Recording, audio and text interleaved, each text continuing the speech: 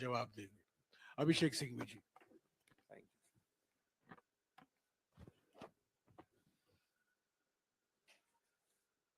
So, friends, as usual in Hindi and English, um, it'll take some time, so please be patient. I'll be doing in both languages, and your colleagues should not be affected in any one language. Friends, the issue before us is political even before legal. Both facets are important, but it's a vital political issue for this country, for all political parties, for leaders of all political parties. It is a political issue because it signifies the systematic, repetitive emasculation of democratic institutions by the ruling party. It signifies the strangulation of democracy itself. We know that defamation is an exception to free speech. But over the last several years, we have had repeated examples of unthinkable assaults on freedom of speech, more importantly, on freedom after speech. After speech, you are told that you will be visited with the worst possible consequences, be it criminal, be it civil, be it incarceration, be it intimidation, be it harassment in every sphere of your life. We all know that Shri Rahul Gandhi has been speaking out fearlessly inside and outside Parliament. He has spoken on social issues, on economic issues, on political issues without any fear or inhibition, frankly and candidly, through you to India. Clearly, he's paying a price for it. Clearly, this government is rattled because he speaks with facts, figures on demonetization, be it on a supposed clean chit to China, be it on GST. He is consistently aggressive and open in his questioning. And therefore, this government is doing all these, finding new techniques of throttling his voice, of gagging him. Shri Rahul Gandhi goes abroad. He is not entitled to speak freely on grounds of fake nationalism, created imaginary nationalism, rhetorical nationalism, non-existent issues. He comes back and his speeches abroad become the basis of action against him inside Parliament. He speaks in Parliament, one of the most detailed and open speeches when the Prime Minister spoke, and he is referred to the Privileges Committee. After he came back from abroad and post the recess, when this session starts, a remarkably new ground is found, unheard of in the annals of parliamentary history. The ruling party resorts to disruption every day, saying a precondition for someone to speak in Parliament or attend Parliament is that he must first apologize. I don't think in any parliamentary democracy, Westminster or not Westminster, you have found this kind of stipulation. So disruption by the ruling party. All of this is part of a pattern. All of this is part of a pattern to stop him. A, because he speaks fearlessly and candidly. B, to divert attention from the real issues. To divert attention from the questions which my friend here asks every day. To divert attention from the burning issues before the nation today. And it is done also to send a message to create a fear psychosis amongst those who dare to question this government. Friends, that is the political part. That is what should concern our body polity. There is equally a legal part. I have shared some of that with you yesterday. Since we've had slightly more time, let me uh, elaborate a little more today. When you hurry, when you are premeditated, when you have decided to do something, you make mistake after mistake after mistake.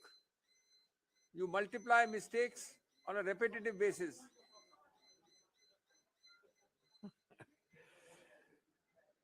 Take for example, take for example, the alacrity with which you are moving. Within 24 hours, you are moving with amazing alacrity. I need to remind you that a few months ago, in a case of another political leader from Uttar Pradesh, belonging to the leading party in that state,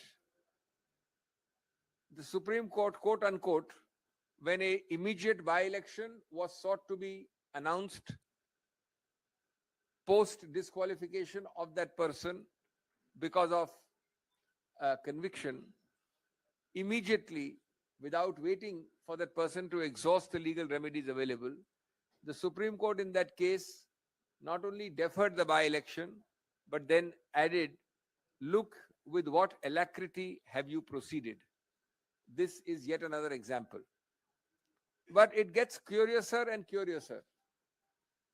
As I told you yesterday, there is a provision created in law specifically called 202, which says if allegedly I commit a defamatory offense in place X, in this case Kolar, Karnataka, and if somebody chooses to sue me in Gujarat or Bihar, as in this case Surat, then the magistrate before whom a complaint is filed is mandatorily, I repeat, mandatorily obliged to conduct a preliminary inquiry as to whether he has jurisdiction to start and initiate the proceeding. He has to call for a report either himself or through the police or through agencies.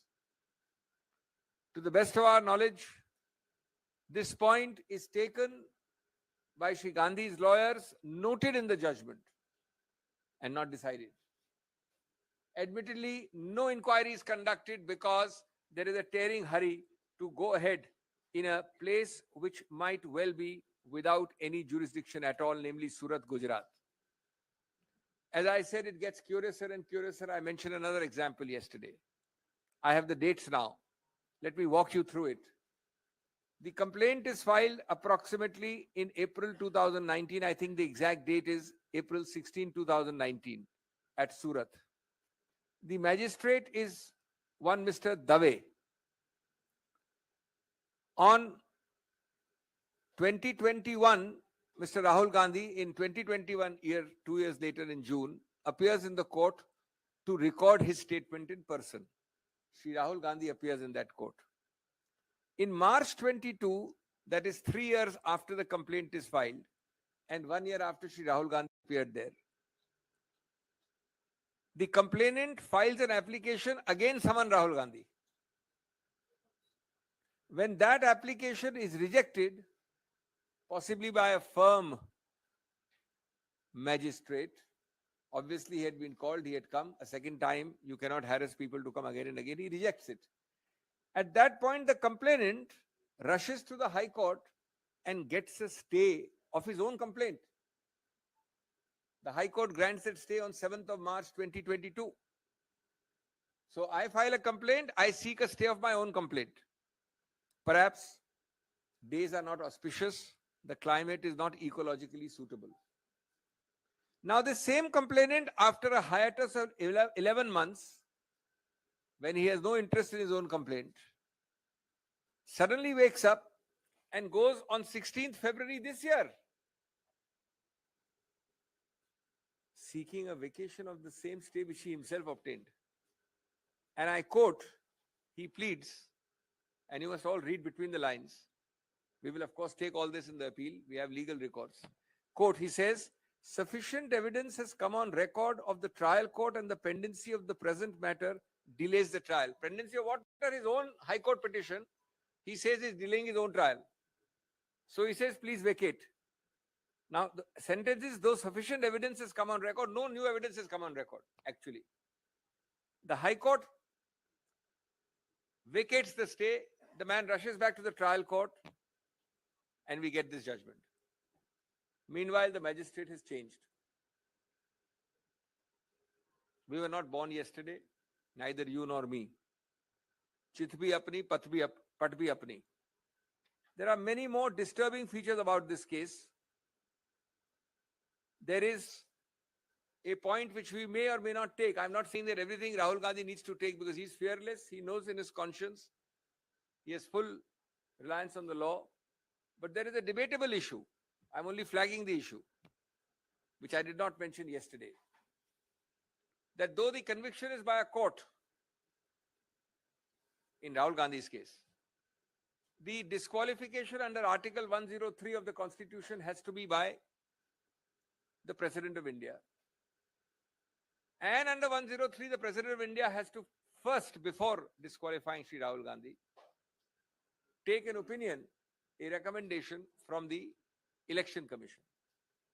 Admittedly, it is not done. In the interest of fairness and completeness, I must let you know also that in a case called Lok Prahari, the Supreme Court has noted the argument of the Election Commission, which says, the Election Commission says, the Supreme Court does not so hold, that we do not need to go to the President with the recommendation because this is a court conviction. The President has no role in a court conviction case. Though this point is noted by the Supreme Court in the Lok Prahari case, it is not decided. The Election Commission, no doubt, has issued circulars saying, in such cases of conviction, we don't need to go to the Honorable President. But my question is a little different. If the constitutional Article 103 says so, neither the practice of the Election Commission, nor indeed a recordal of a submission of the Election Commission to the Supreme Court, nor indeed a recordal by the Supreme Court can change the Constitution. The highest law of the land is the Constitution. The text of the constitutional article cannot be diluted by a practical approach saying it's a conviction by a court, therefore precedent is excluded. That is itself a questionable exercise, this immediate issuance today of a disqualification. But we let it be. We are confident that we will get a stay of conviction. A stay of conviction will remove the very basis of this disqualification. This disqualification is nothing but consequential. When the foundation goes, namely the conviction is stayed, the consequences of an illegal foundation will also go. But obviously, as the Election Commission knows, as the Government of India knows, as the BJP knows, it takes time to draft, to file. They are taking advantage of that time, hot-footing it by these disqualification notices. But we have full faith in the law and the majesty of the law, and we believe that we will emerge victorious in the near future. दोस्तों, आज जो मुद्दे आपके समक्ष हैं, उनके दो व्यापक आयाम हैं.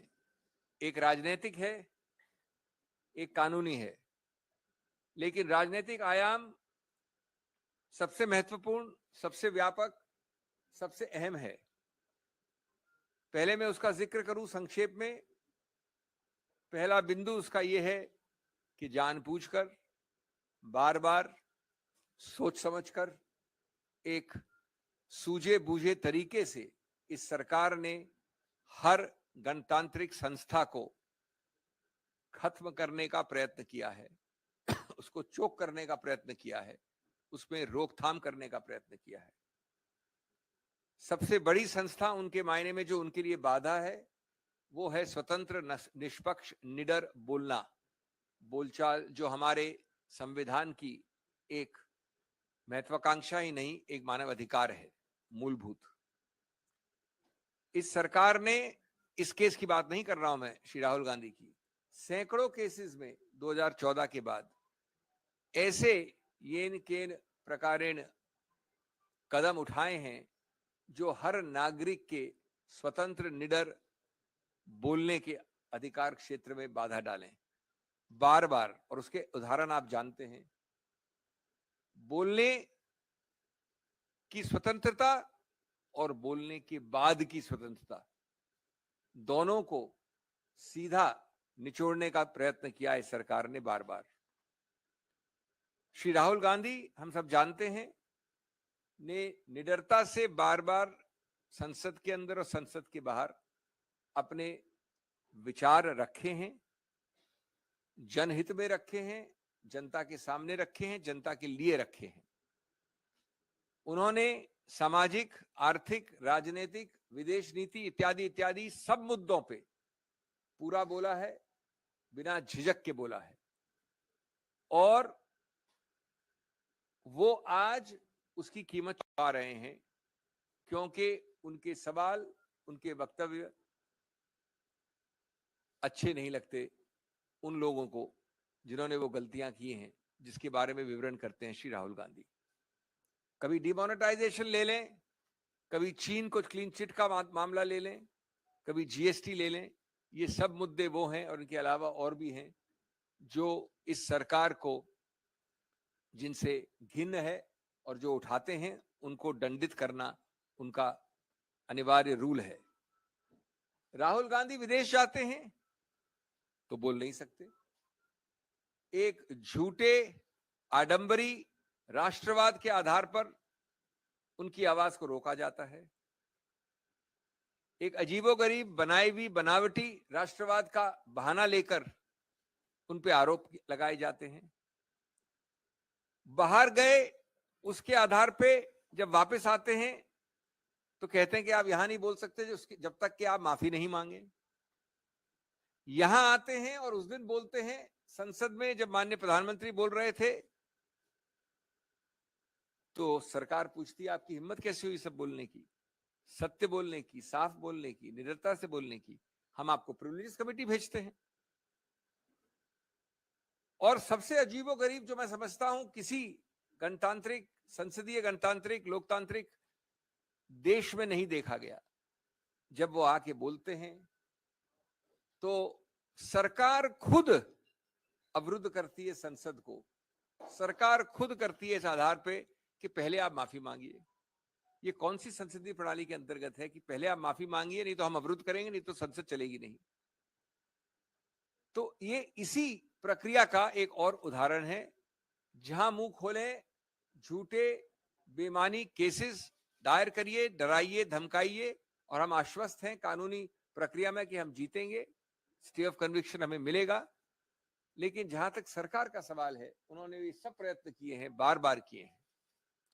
जहां तक कानूनी पक्ष है, मैं बड़े संक्षिप्त रूप में आपको बता दूं, कल बताया था मैंने, थोड़ा उसको और विस्तार से बता दूं, लेकिन संक्षिप्त रूप से, कि जब आप जल्दबाजी करते हैं तो गलतियों के ऊपर गलतियां करते हैं, संवैधानिक और कानूनी गलतियां करते हैं। मैं आपको 2-3 उदाहरण देके अपनी बात खत्म करना चाहता हूं। ये मामला, ये वारदात कोलार कर्नाटक में हुई, 2019 में हुई। उसकी कंप्लेंट कहां दर्ज की गई? सूरत, गुजरात में, 1-2 जगह और भी की गई, बिहार में, रांची में। तो जब ऐसा होता है कि वारदात, फौजदारी वारदात कहीं हुई हो अमुक जगह, और फौजदारी वारदात की कंप्लेंट किसी दूसरे प्रदेश में हो, तो कानून विधायिका ने बहुत पहले एक संशोधन द्वारा एक नया प्रावधान बनाया था, कई वर्ष हो गए, जो बाध्य है, जो स्पष्ट है कि जब ऐसा हो तो आपको एक 202 कहते हैं, उसके अंतर्गत एक निरीक्षण परीक्षण करना पड़ेगा, इंक्वायरी करनी पड़ेगी, या तो मैजिस्ट्रेट खुद करे या पुलिस द्वारा करे, कि क्या उस मैजिस्ट्रेट का अधिकार क्षेत्र बनता है। जब तक वो मैजिस्ट्रेट ये शुरुआत में नहीं करता है इंक्वायरी, तब तक वो कंप्लेंट से आगे नहीं बढ़ सकता। रोचक बात यह है कि ये मुद्दा स्पष्ट रूप से इस श्री राहुल गांधी केस में उठाया गया, जजमेंट में लिखा है, लेकिन निर्णित कहीं नहीं है। ये इंक्वायरी कहीं नहीं हुई गुजरात मैजिस्ट्रेट द्वारा, यद्यपि ये मामला आया है कोलार कर्नाटक से। ये एक उदाहरण है कई और अहम मुद्दों का के साथ। एक दूसरा उदाहरण, और आप अपनी आप कंक्लूजन लगा सकते हैं, जो मैं आपको 3 तारीखें देना चाहता हूं। एक विचित्र बात हुई, जो याचक है, इसमें कंप्लेनेंट है, वो अप्रैल में 2019 में कंप्लेंट फाइल करता है। 2021 जून में श्री राहुल गांधी उस मैजिस्ट्रेट के सामने पेश होते हैं जो सूरत का मैजिस्ट्रेट था, उस पर एक मिस्टर दवे थे। 1 साल तक रुकने के बाद याचक वापस एक अर्जी देता है कि श्री राहुल गांधी वापस पेश हो। जब मार्च 2022 यानी पिछले वर्ष वो दूसरी याचिका बार बार उनको बुलाकर तंग करने की प्रक्रिया पे मजिस्ट्रेट वो खारिज कर देता है, तो याचक कंप्लेनेंट हाईकोर्ट जाता है और अपनी कंप्लेंट का खुद एक स्टे ले लेता है, अपनी कंप्लेंट का खुद स्टे कि ये आगे नहीं चलेगी। 1 साल तक वो पड़ी हुई है, 11 महीने से उसका कुछ नहीं करता है, सब कुछ ठीक है उसके लिए। अचानक वो वापस जाके फरवरी इस वर्ष फरवरी में यानी पिछले महीने हाईकोर्ट को कहता है कि साहब अब काफी एविडेंस आ गई है, अब मैं अपनी खुद का स्टे को वापस लेना चाहता हूं, स्टे को आप निरस्त कर दीजिए, यानी स्टे को स्टे कर दीजिए, स्टे को हटा दीजिए। हाईकोर्ट करता है और वापस जाके मैजिस्ट्रेट जो अभी तक बदल गया है, एक नया निर्णय आ जाता है जो अभी कल आया। आप अपने आप चित भी अपनी पट भी अपनी, अपने आप लकीरों के बीच क्या हो रहा है समझ सकते हैं, संज्ञान कर सकते हैं। मैं अंत में ये कहूंगा, श्री राहुल गांधी की आवाज इतना आसान नहीं है दबाना, कांग्रेस की आवाज इतना आसान नहीं है दबाना। आप देख रहे हैं कल से आज और आगे चलेगा एक अभियान, एक विरोध, चाहे वो डिस्ट्रिक्ट पे हो, ब्लॉक पे हो, प्रदेश पे हो, और चाहे वो संसद और संसद के बाहर हो। ये आवाज रुक नहीं सकती है। जो तथ्य मैंने आपको बोले हैं ये बिल्कुल उजागर किए जाएंगे, लेकिन पूरा विश्वास का आश्वासन है कि ऐसी चीज जो कानून में गलत है, हम आश्वस्त हैं कि उसका सही रूप से अवलोकन किया जाएगा बड़ी अपील वाली अदालतों द्वारा, और हमें कन्विक्शन का स्टे जल्द से जल्द मिलेगा। एक अंत में बात आपको और मैं शेयर कर लूं जो कल नहीं बोली थी, हम चाहे उसको हम समक्ष रखें या न रखें, उसके ऊपर हम एक्शन ले या न लें, लेकिन आपके साथ अवगत करनी आवश्यक है। उसके दो पक्ष हैं, मैं ये नहीं कह रहा हूं कि एक ही पक्ष है। एक प्रावधान है हमारे संविधान में 103, उस प्रावधान के अंतर्गत डिस्क्वालिफिकेशन जिसको कहते हैं, जहां सांसद का सवाल है वहां सिर्फ माननीय राष्ट्रपति कर सकता है। ये लिखा है प्रावधान में, किसमें? संविधान के प्रावधान में। और साथ साथ ये लिखा है कि संविधान के प्रावधान के अंतर्गत जब राष्ट्रपति करता है तो उसको पहले एक सुझाव, एक रिकमेंडेशन लेना पड़ता है चुनाव आयोग से। ये तो मानी हुई बात है कि इस बार राहुल गांधी के विषय में नहीं हुआ ये, न कुछ पहले विषयों में ऐसा हुआ है। अब इसमें जो दूसरा पक्ष है वो ये है कि चुनाव आयोग का मानना है, और चुनाव आयोग इसी प्रक्रिया को फॉलो करती है और केसेस में, कि जब कन्विक्शन कोर्ट द्वारा है, न्यायपालिका द्वारा है, तो राष्ट्रपति के पास जाने की आवश्यकता नहीं है। इसलिए हम चुनाव आयोग उसको कभी भी नोटिफाई कर सकते हैं, हमें राष्ट्रपति के पास सुझाव लेके जाना और राष्ट्रपति की अनुमति लेने की आवश्यकता नहीं। जो रोचक कानूनी मुद्दा इस पे उठता है वो ये है कि संविधान में जो लिखा है 103 में स्पष्ट लिखा है, उसको क्या चुनाव आयोग तो क्या उच्चतम न्यायालय भी क्या बदल सकता है? सिर्फ इस आधार पे कि एक केस था लोक प्रहरी का, उस केस में चुनाव आयोग ने स्टैंड अपना रखा था। उच्चतम न्यायालय ने ये नहीं कहा कि वो स्टैंड सही है या गलत है, लेकिन उसके बाद से चुनाव आयोग ने एक सर्कुलर निकाल रखा है जिसमें वो कहते हैं कि जहां पर कन्विक्शन कोर्ट द्वारा है वहां पर हम राष्ट्रपति के पास नहीं जाएंगे, न जाना आवश्यक है। तो ये एक विरोधाभास है। संविधान के टेक्स्ट को आप ज्यादा महत्व देंगे या चुनाव आयोग की प्रक्रिया को? इसका उत्तर मैं समझता हूं सीधा है। तो ये भी एक शायद त्रुटि है इस प्रकार के 24 घंटे में निकाले हुए चुनाव आयोग के नोटिफिकेशन की। बहुत बहुत धन्यवाद। साथियों, जो अभी अभी सिंघवी जी ने कहा है, मैं एक दो बात और कहना चाहता हूं। बिल्कुल साफ है कि भारत जोड़ो यात्रा से बीजेपी बहुत घबराई हुई है, खोखलाई हुई है, बहुत परेशानी में है, क्योंकि वो जानती है, उनको फीडबैक मिला होगा कि भारत जोड़ो यात्रा ने न केवल कांग्रेस संगठन में नई उमंग जगाई है, पर सारे देश में एक नई उत्साह एक नया भविष्य का रास्ता दिखाया है। कई महीने से वो भारत जोड़ो यात्रा को बदनाम करने में लगी हुई थी, और मैं समझता हूं कि आज जो हमने देखा है, ये डिस्क्वालिफिकेशन, एक तरह से आप देख सकते हैं कि जैसा कि अभिषेक सिंघवी जी ने कहा, राहुल जी को कीमत चुकानी पड़ी उस भारत जोड़ो यात्रा की सफलता के कारण। दूसरी बात, सिंघवी जी ने तो कहा कि 2014 से राहुल जी मोदी सरकार की नीयत और मोदी सरकार के नीतियों के खिलाफ अपनी आवाज संसद के अंदर और संसद के बाहर उठा रहे हैं। ये नोटबंदी के बारे में इन्होंने जिक्र किया, जीएसटी के बारे में इन्होंने जिक्र किया, चीन को जो जून 2020 में प्रधानमंत्री ने क्लीन चिट दिया उसका भी सिंघवी जी ने जिक्र किया। पर मैं एक और मुद्दों का जिक्र करना चाहता हूं जिसके वजह से आज राहुल गांधी जी को कीमत चुकानी पड़ी है, और वो ये है अडानी का महाघोटाला। जब से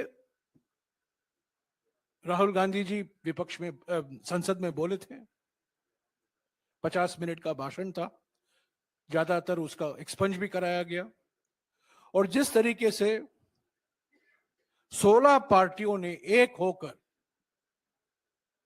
5 फरवरी से जेपीसी की मांग की इस घोटाले में, क्योंकि ये घोटाला सिर्फ अडानी से संबंधित नहीं है, ये घोटाला प्रधानमंत्री की नीयत और प्रधानमंत्री की नीतियों से भी जुड़ा हुआ है।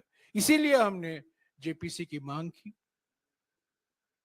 आज भी हमने मांग की, कल भी हम करेंगे, परसों भी हम करते रहेंगे। और इस अडानी घोटाले से ध्यान हटाने के लिए आज इनको कीमत चुकानी पड़ी है। तो एक तरफ राहुल गांधी जी की कोशिश और दूसरी तरफ प्रधानमंत्री की साजिश, ये साजिश बनाम कोशिश, एक तरीके से आप इस तरीके से देख सकते हैं। सिंघवी जी ने तो कहा कानून के अनुसार अगले कदम हम लेंगे, समय है हमारे लिए, और कानून में कई ऐसे दरवाजे हैं हमारे लिए जो हम खटखटाएंगे। पर ये सिर्फ कानूनी मुद्दा नहीं है, ये मौलिक तौर से राजनीतिक मुद्दा है। मैं बार बार कह रहा हूं, आज भी दोहराऊंगा, ये प्रतिशोध की राजनीति, धमकी की राजनीति, उत्पीड़न की राजनीति का एक नतीजा है, एक मिसाल है। ईडी में करीब 60 घंटे का पूछताछ हुआ, आपको याद होगा पिछले साल, और भारत जोड़ो यात्रा के दौरान ऐसे एक सवाल उठाए गए यात्रा के बारे में, राहुल जी के बारे में। उनको संसद में तो पहले बोलने दिया गया 50 मिनट के लिए, 52 मिनट के लिए, बाद में जो उन्होंने कहा उसको एक्सपंज कराया गया, और उन्होंने स्पीकर से 3 बार निवेदन की, 3 बार, एक बार नहीं, 3 बार उनको लिखा भी कि मुझे मौका दीजिए। उन्होंने रूल भी उन्होंने स्पीकर साहब को बताया, 357 रूल,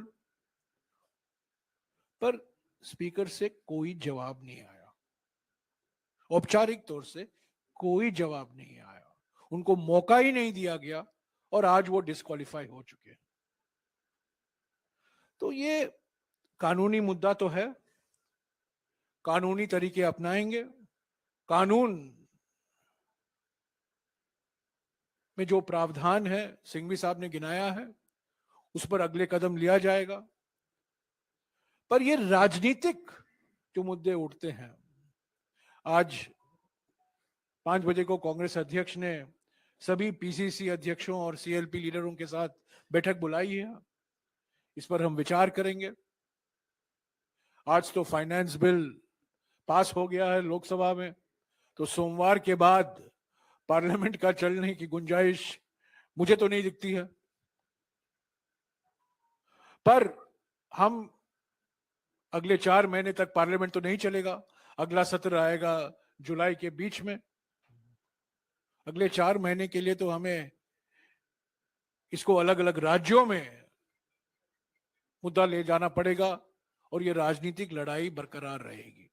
हम इससे पीछे हटेंगे नहीं। राहुल गांधी जी कोई धमकी से डरने वाले नहीं हैं। और मैं फिर से दोहराऊंगा जो उन्होंने एक बार इसी मंच से कहा था आप लोगों को, जो खुद डरते हैं वो दूसरों को डराते हैं। क्योंकि नरेंद्र मोदी जी डरे हुए हैं, वो बार बार राहुल गांधी जी को और अन्य विपक्ष के नेताओं को डराते रहते हैं, धमकियां देते रहते हैं।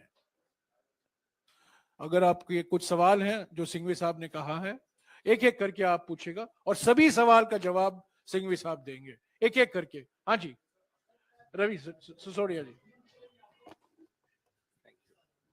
हाँ जी, माइक दे दीजिएगा जल्दी जल्दी। सर, इस मामले को लेकर आप लोग कौन से कोर्ट में मूव करेंगे? हाई कोर्ट जाएंगे, सुप्रीम कोर्ट?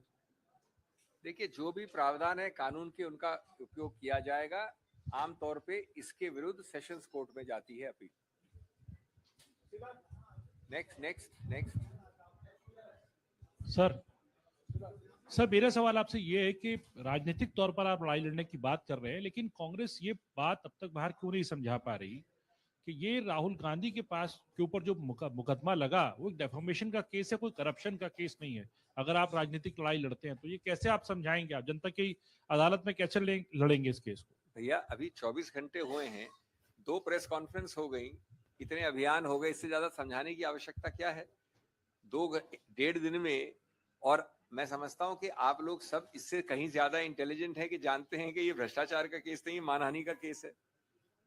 तो आपको थोड़ा समय देना पड़ेगा। मैं नहीं समझता कि कोई पार्टी 1.5-2 दिन में इतने सारी चीजें आपको कानूनी भी बता सके, राजनीतिक भी बता सके। इतनी बैठक भी हो गई है, इतने सारी चीजें आज सुबह भी हो गई है। तो ये तो सब आपके समक्ष, आपके सहयोग से पूरा प्रचार देश में है।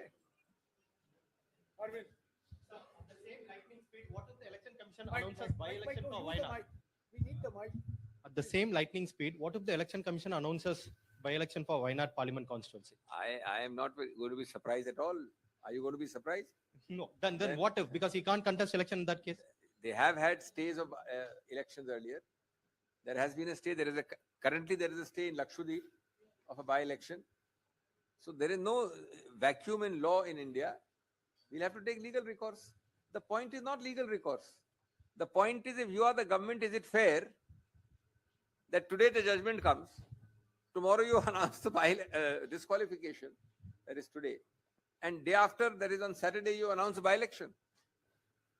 It is not legal. You judge for yourself the malafide, the malice, the fear, the arbitrariness, the political retributive spirit. That's the real point.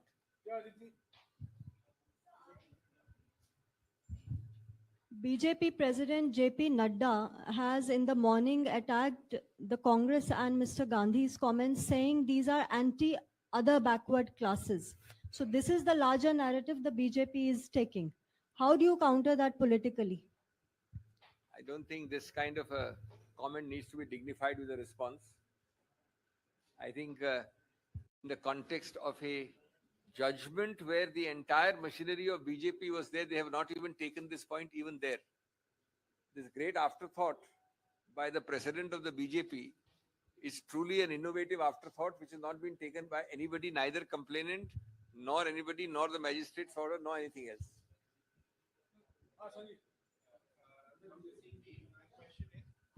My question is more in the nature of a clarification. Suppose you get a stay on the conviction by a higher court, does the disqualification gets annulled automatically? which means is his membership restored automatically? My on- view is yes. But equally, my expectation is no. No, what does My view precedent is say? that the foundation, that there is nothing specific, because everything is not written down.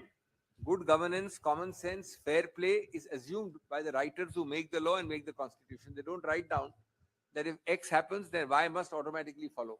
But I'm asking something which will appeal to your common sense. It is nobody's case that Rahul Gandhi's disqualification is based on anything, I repeat, anything other than a 2-year conviction in a case. That means the imarat is put on that conviction. जिस इमारत का आप अगर उसकी नींव हटा देंगे तो इमारत कैसे खड़ी होती है सिर्फ ये मोदी जी और सरकार जान सकती है. Hi, good afternoon, sir. Ashmit from CNBC TV 18. Dr. CV, questions for you. Do you require merely a stay of the sentence, but also a stay of the conviction, one? And two, are we also likely to expect a challenge to the notification that came earlier today from the Lok Sabha Secretary? Sir, stay of sentence has been already given by the judgment itself. So obviously this whole debate since yesterday has nothing to do with stay of sentence. Stay of sentence is given by the judgment for 30 days yesterday itself. In law, for the disqualification not to attach, you need a stay of conviction. Stay of conviction needs time, reasonable time, for a person to exercise his appellate rights. The court which gives the conviction cannot state itself, the magistrate's court. So the man has to draft on a 170-page judgment a paper book of appeal. He has to consult with the advisors. He has to then file, he has to then list. This takes 2-3 days. Forget the law. The election commission is so much in a hurry that it goes and disqualifies him within 24 hours. Obviously, he will have to go, as the previous question, and get a stay of conviction. Sir मैं news 24 से ऋषिकेश कुमार हूँ. Sir जी? जब आप news 24 से Rishikesh Kumar, sir जब आप कह रहे हैं कि गुजरात के सेशन कोर्ट में जाएंगे हम, सूरत सेशन कोर्ट में, फिर हाई कोर्ट, फिर सुप्रीम कोर्ट, तो सवाल लोग पूछ रहे हैं कि फिर 2024 में प्रधानमंत्री के मुकाबले चेहरे का सवाल कहाँ रह जाएगा, जब प्रधानमंत्री के लिए आप लोग राहुल गांधी जी को आपको सामने ये आगे कैसे करेंगे, इल्म हो गया जब कि वो रहेंगे ही नहीं, लोग सवाल लड़ने आपको लायक. ये इल्म कैसे हो गया कि स्टे ऑफ कन्विक्शन के लिए आप 2024 से लिंक कर रहे हैं? स्टे ऑफ कन्विक्शन हम तुरंत मांगेंगे और ये प्रक्रिया मैं नहीं समझता कि कुछ हफ्तों से ज्यादा होगी. 2024 तो अभी दूर है.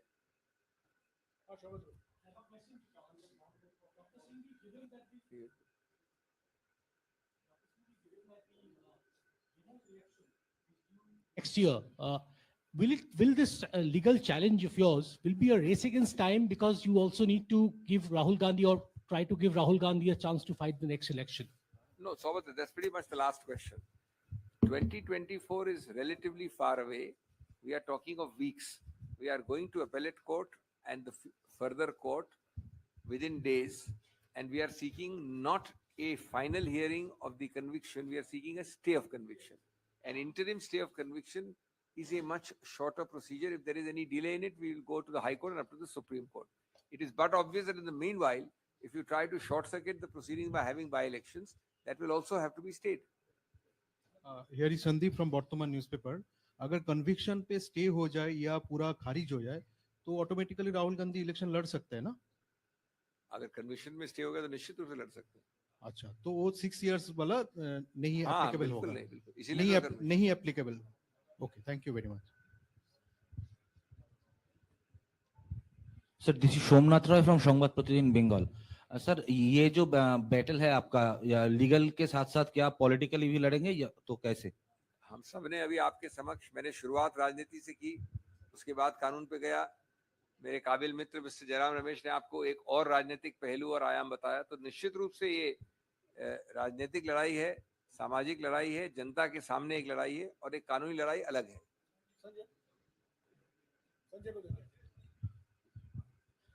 जयराम जी, आपने कहा प्रधानमंत्री ने साजिश की है, अभी आपने मन से कहा कि साजिश को थोड़ा एक्सप्लेन करेंगे, थ्रेड कि कैसे साजिश कैसे हुई है? नहीं, देखिए, साजिश के कई मील पत्थर हैं. साजिश के कई मील पत्थर है. आज भी एक मील पत्थर पार किया है, और भी मील पत्थर आगे मिलेंगे. तो मैंने आपको गिनाया है भारत जोड़ो यात्रा के दौरान कैसे बदनाम करने की कोशिश की गई. जो राहुल जी ने अडानी मामले के बारे में कहा लोकसभा में, उसको एक्सपंज कराया गया. बाद में जेपीसी की मांग को देखते हुए जिस तरीके से, ऐसा कभी नहीं हुआ है मेरे 18 साल के अनुभव में, ऐसा कभी नहीं हुआ है जहां सरकार की ओर से हाउस एडजर्न हो रहा है, सत्ता दल के एमपी चिल्ला रहे हैं, नारेबाजी कर रहे हैं और उनके नेता उनको भड़का रहे हैं, चिल्लाओ और चिल्लाओ। मैं राज्यसभा के बारे में तो कह सकता हूं कि जब कभी हमारे नेता विपक्ष कांग्रेस अध्यक्ष मल्लिकार्जुन खड़गे जी खड़े होते हैं तो लीडर ऑफ द हाउस अपने एमपी को भड़काते हैं, खड़े हो जाओ, इनको बोलने मत दो। और जैसा कि मैंने आपको कहा, 3 बार राहुल जी ने स्पीकर से गुजारिश की है, मुझे मौका दीजिए। 4 मंत्रियों ने मुझ पर, मेरे बयानों पर लंदन में और कैम्ब्रिज में उस पर गलत जानकारी दी है हाउस को, और मेरा अधिकार बनता है रूल्स के मुताबिक, पर स्पीकर साहब से कोई जवाब नहीं आया। तो ये पिछले 1.5 महीने से जो आप देख रहे हैं पार्लियामेंट में, जब से जेपीसी की मांग उठी है, जब से राहुल जी ने अपना भाषण किया लोकसभा में, तब से एक रणनीति बनाई गई सत्ता दल की ओर से कि किसी भी तरह की से पार्लियामेंट को नहीं चलाने दे। और अभिषेक सिंघवी ने आपको तो इस केस का इतिहास तो बताया है। इस केस का एक अजीबोगरीब इतिहास है और उसमें मैं कुछ नहीं कहूंगा क्योंकि कानूनी मामले में सिर्फ सिंघवी साहब कहेंगे, पर मुझे तो दिखता है कि इस इतिहास को देखते हुए कि न केवल एक कानूनी प्रक्रिया पर एक राजनीतिक प्रक्रिया भी है इसमें शामिल है।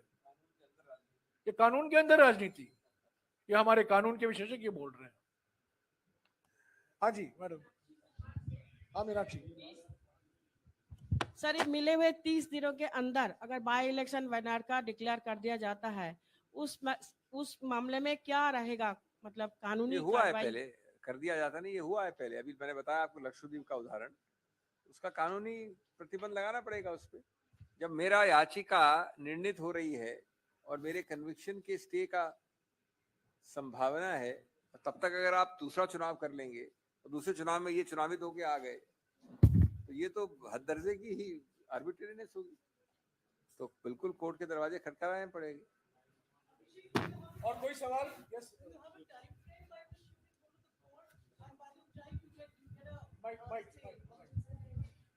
No, there's no time. There's no time frame. There's no time frame. It is logistics. The Honorable Election Commission, Speaker, ruling party all knows commonsensically there is a logistical issue. Consult lawyers, draft something, file something. Any reasonable good governance norm should mean that you hold your hands till then. That's all. शुक्रिया। शुक्रिया। Thank you Abhishek. Thank you.